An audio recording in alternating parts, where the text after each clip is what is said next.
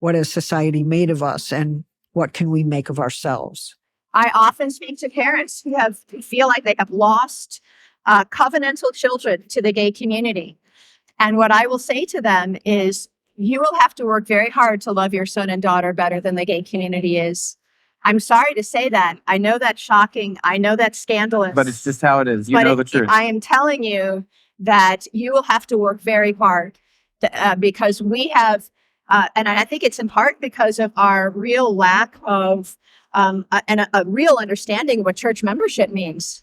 And a lack of understanding that the church is not a man-made institution. It's a God-made institution. We are so shaky on these things that we have made it, the resonating effect of that is that we tend to have very fractured communities instead of an integrated, loving one that can embrace people who are lost and who are scared. And the thing that I want Christians to know too is the worst part of that same-sex attraction. I think if you ask anybody, it's actually not the sex. The lack of it. Right. It's the loneliness and it's the fear of growing old alone. And if you look at our churches and you say, wow, the only people who are not alone on Christmas and Mother's Day and are people who are in marriages. That gives a terrible example of what the church is supposed to be. If the church is available and alive and present and a community by invitation only, see, that's not a community.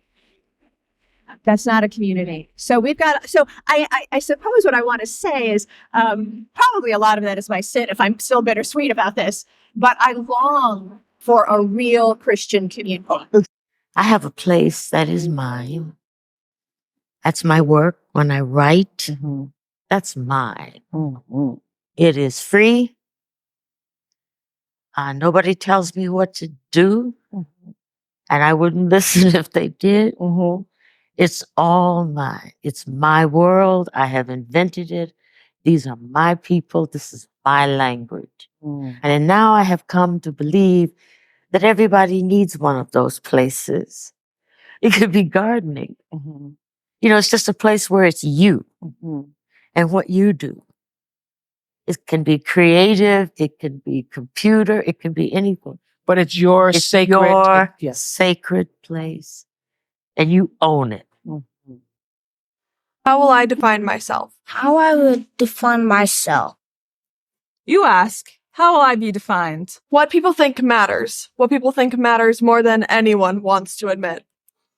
I am a young Black and Muskogee woman learning to survive and thrive in a world that wants nothing but failure for me. I've placed myself in small boxes to fit who others wanted me to be instead of who I wanted to be. I've changed my hair, wardrobe, the way I speak, who I spent my time with. I needed to dress like other people did. I needed to act like other people did. I needed to crush any sense of individuality in my brain, dispose of it, because it just wasn't going to work. For most of my life, I have been someone who struggled with being imperfect. If someone judges your character without truly knowing you, you may get offended because that is not who you are. I've spent years asking myself these questions posed and placing labels on myself that others have identified me by. Not Black enough, not white enough. Will I be defined by my brown skin, my wavy hair? Will I be defined by my gender identity? Will my social status, amount of money I make, and my profession define me? I was diagnosed with acute lymphoblastic leukemia at just under 5 years old. And this illness would have a greater effect on me than I could ever have imagined.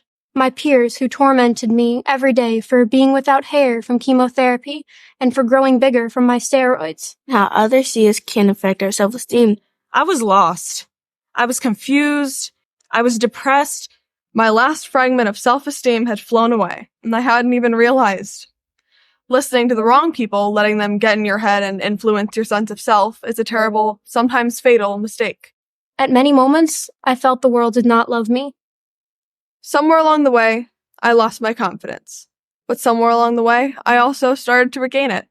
I would be defined by my actions, how I treat people, how I speak to people. I want people to see me in a good, creative, and kind way. I'm a very considerate person. I want people to think of me as a person they could talk to about anything. Someone that will listen and be considerate of their feelings. I want people to see me for who I am, a student, a basketball player, a son, and an artist. Our intersecting identities are the most important things that make us unique. It's what sets us apart from one another as individuals. When I really think about who I am, I can say that I am an overcomer. Because I've gone through so many obstacles and challenges to become the headstrong, fearless young woman that I am today. No one can tell me who I am because I get my strength from above. I am not afraid to be me. No one should be afraid to be themselves. I am someone who is learning to be kind to myself because, most importantly, I am human. I am defined only by those who know me best. I want to be defined by how I change the world, whether small or large. Only I hold the origin of my word, and only I decide how it will be defined. I am fierce, beautiful, loved, and appreciated. I see myself as a leader and I try to be my best and give good examples to people. I hope others see me in those ways and in a positive light. I am someone who is deserving of greatness.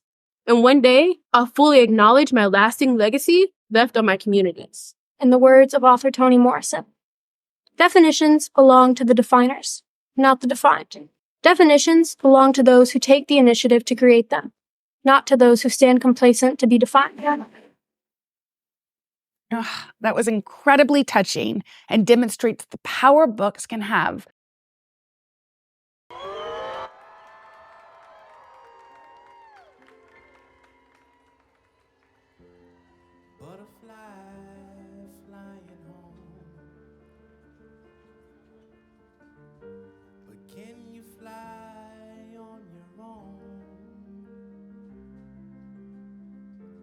Take your place in the world today,